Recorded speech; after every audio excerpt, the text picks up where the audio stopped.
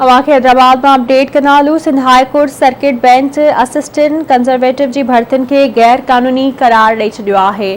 Breaking news है, अवां सां शेयर कनालू। अदालत ॿीहर इश्तिहार ॾेई भर्तियूं करण जो हुक्म ॾेई छॾियो आहे।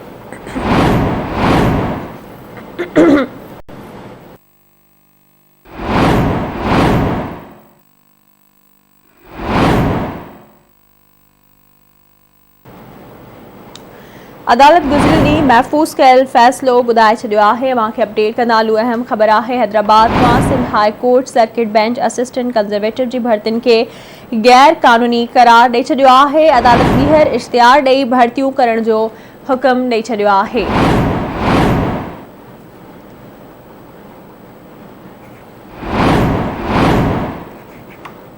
तफ़सील मालूम मुनासी नसीर चना खां। जी नसीर, अपडेट कजो। जी बिल्कुल, Sindh high court circuit Sindh public service commission पारा असिस्टेंट कंजर्वेटर की भर्तियों के गैर कानूनी करार ॾींदे ॿीहर इश्तिहार ॾेई भर्ती करण जो हुकुम ॾेई छॾियो आहे।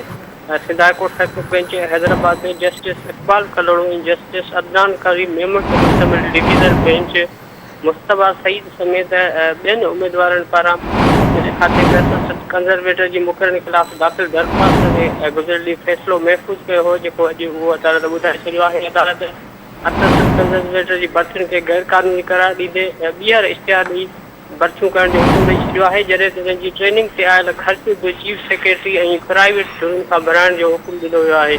अदालती फ़ैसिले मूजिबि त सिंध पब्लिक सर्विस कमीशन पारां 13 जुलाई 2020 में 17 ग्रेड के असिस्टेंट कंजर्वेटर की भर्तियुनि लाइ इम्तिहान वरिता विया हुआ। उनजी मुक़ररी जेका आहे उहा गैर कानूनी आहे। ॿीहर इश्तिहार ॾेई 2 महीननि अंदरि पोस्टूं जेके आहिनि उहे अनाउंस कई वञनि।